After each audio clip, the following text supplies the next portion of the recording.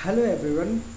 मैं हूं एडवोकेट तुलसीराम सिंह। आप देख रहे हैं मेरा यूट्यूब चैनल। तो कैसे हैं आप? आशा करता हूं अच्छे होंगे। इस समय नवरात्रि का समय चल रहा है और इस समय मैं अपने रिसर्च सेंटर में हूं। आप इसे मेरे ऑफिस तो नहीं कह सकते क्योंकि ये प्रॉपर ऑफिस नहीं है। आप इसे रिसर्च सेंटर कह सकते हैं।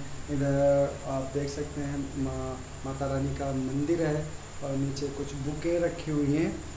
तो इसे आप रिसर्च सेंटर, मैं इसको research centre, legal research centre के नाम से जानता हूँ, मतलब बोलता हूँ, कहता भी हूँ। तो आइए हम कुछ डिस्कस करते हैं। जैसे मेरे एक सब्सक्राइबर ने पूछा था लीगल ड्राफ्टिंग के बारे में, तो आज जो हमारा टॉपिक होगा वो लीगल ड्राफ्टिंग।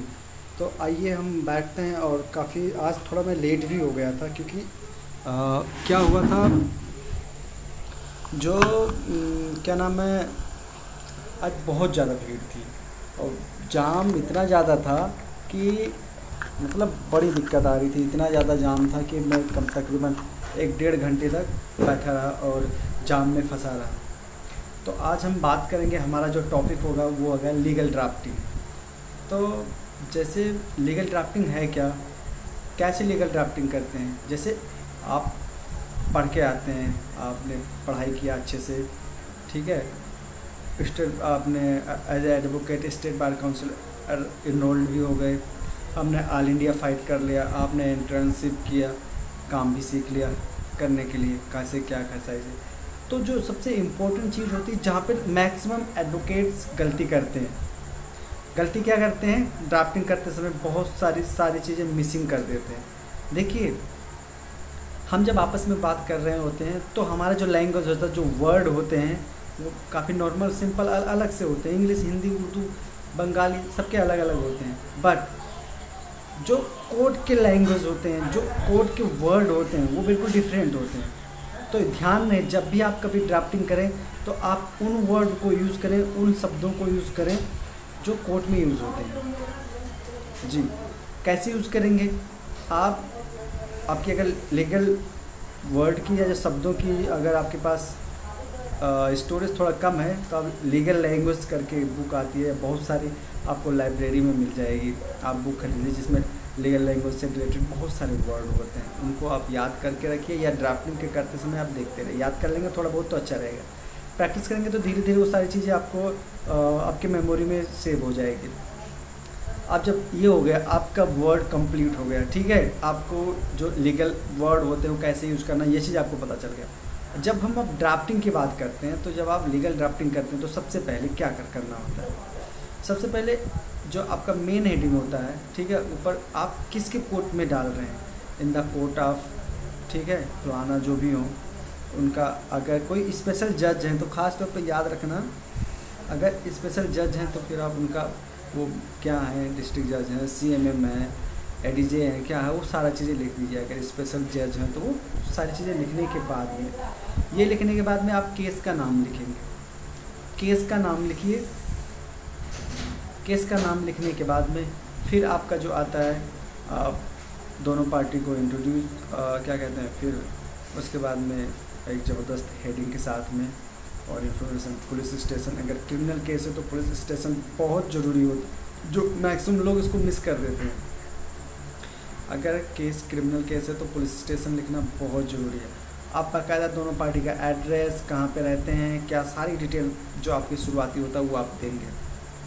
पार्टी करके पार्टी डिटेल और पूरा आप डाल देंगे उसमें। ये डालने के, ये पूरी इन्फॉर्मेशन डालने के बाद में जब आप डाल दिए, पूरा इंट्रोड्यूस कर दिया, क्या है कैसे है, कुछ जो भी कुछ है, ठीक है, उसके बाद आपका जो फर्स्ट, हमने इसको 3 भाग में बांटे हैं, ठीक है। भाग 1 आपका इंट्रोड्यूसिंग का टाइम आ गया। आप पूरा इंट्रोड्यूस कीजिए पार्टी के बारे में, पार्टी में कितने कितने लोग हैं, किसको किसको, सारी डिटेल आप करेंगे। और हाँ, पिन कोड डालना जरूर मत भूलिएगा, जरूर पिन कोड बहुत ज़रूरी होता है। एड्रेस अगर आप डाल रहे हैं तो बेहतर होगा अगर आप पिन कोड डालें। यह होने के बाद में आप जो आपका नेक्स्ट स्टेप आता है, आप अपने बारे में तो इंट्रोड्यूस कर दें, उसके बारे में आप अपनी समस्या बताएंगे। आप अपनी समस्या बताएंगे। पहले अपने बारे में बता दिए, उसके बाद आप क्या करेंगे, मतलब एडवोकेट्स अपने बारे में नहीं बताएंगे, एडवोकेट्स अपने क्लाइंट्स के बारे में बताएंगे ड्राफ्टिंग करते समय।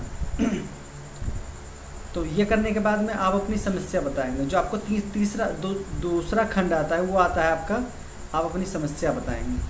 आप क्यों केस डाल रहे हैं, क्या होना चाहिए था, क्या है, क्या सारी चीज़ें डिटेल डाल दीजिए। इन डिटेल को भरने के बाद में आपका जो नेक्स्ट स्टेप आता है वो होता है आप चाहते क्या हैं, आप वो डालेंगे। और आप क्या चाहते हैं उसमें सारी डिटेल आप डाल दीजिए और बेहतर रहेगा। अब जैसे क्या आप पूरी डिटेल डाल दीजिए, क्या चाहते हैं, पहले क्या था, क्या सारी चीज़ें डालने के बाद में आप इसमें एफिडेविट भी लगता है। वो सारी चीज़ें करने के बाद में बस आपकी जो ड्राफ्टिंग हो उनको खाली 3 भागों में बांटना है। पहला इंट्रोड्यूसिंग, आप अपने आप को इंट्रोड्यूस कीजिए, बताइए। उसके बाद आपकी समस्या क्या है वो बताइए, और जो सॉल्यूशन है वो आप लास्ट वाले में क्या चाहते हैं वो डालना होता है। ये तो हो गया आपके ड्राफ्टिंग कैसे करेंगे। अब दूसरी बात जो आती है ड्राफ्टिंग करने के लिए, ठीक है, अब इसके लिए आपको थोड़ा नॉलेज होना चाहिए लॉ के बारे में। अब कैसे नॉलेज होगा, अब ड्राफ्टिंग के लिए सबसे बेहतरीन तरीके अगर आप सीखना चाहते हो तो जो हाई कोर्ट और सुप्रीम कोर्ट होते हैं उनके आप जजमेंट पढ़िए। जो न्यूज़ को जैसा होता है वो वाला नहीं, आप जजमेंट को डाउनलोड कीजिए। जो जजमेंट लिखा जाता है चाहे जज द्वारा जो भी होता है या वहाँ के कलेक्टर द्वारा, उस जजमेंट को आप डाउनलोड कीजिए और पढ़िए। अगर आप रेगुलर जजमेंट पढ़ेंगे तो आपको बहुत ज़्यादा सीखने को मिलेगा और कम से कम समय में ज़्यादा से ज़्यादा सीखेंगे और आपकी जो ड्राफ्टिंग स्किल होगी काफ़ी अच्छी होती चली जाएगी। आपको लीगल वर्ड भी अलग से बुक खरीदने की ज़रूरत नहीं पड़ेगी, आप उसी में से लीगल वर्ड जो होते हैं, जो शब्द होते हैं, उनको आप यूज कर सकते हैं। तो आप समझ गए होंगे कि लीगल ड्राफ्टिंग कैसे करनी होगी। मैंने आपको काफ़ी संक्षेप में बताया, क्योंकि जब वीडियो बड़ी हो जाती है तो कुछ लोग बीच में स्किप करके और निकल लेते हैं। तो देखिए, हाँ, कुछ टाइम तो मुझे बर्दाश्त करना होगा, बट मैं कोशिश यही करता हूँ कि आपको कुछ सिखा के जाऊँ, यही मेरी कोशिश होती है। तो ये सब चीज़ों को अगर ध्यान रखते हैं तो आपकी ड्राफ्टिंग काफ़ी अच्छी हो जाएगी। और पढ़ते रहिए, और लीगल ड्राफ्टिंग के लिए आप जजमेंट पढ़िए, पुरानी फाइलें पढ़िए। अगर इंटर्नशिप कर रहे हैं तो जो जिस एडवोकेट्स, सीनियर एडवोकेट्स के अंडर में, मतलब उनके साथ में कर रहे हैं, तो उनकी जो ऑफिस में फाइलें होती हैं वो पढ़िए। सबसे बेहतरीन तरीका, मैंने जो सीखा है ड्राफ्टिंग करने का, जो स्किल सीखा है, वो मैंने केवल जो मतलब मेरे सीनियर थे उनके ऑफिस में जो पड़ी हुई बुकें होती थी, जो पड़ी हुई फाइलें होती थी, पुरानी फाइलें होती, जिसको कहते थे इसको कूड़े में डाल देना। मेरे से बोलते हैं तुलसीराम इस फाइलों को ना कूड़े में डाल दे।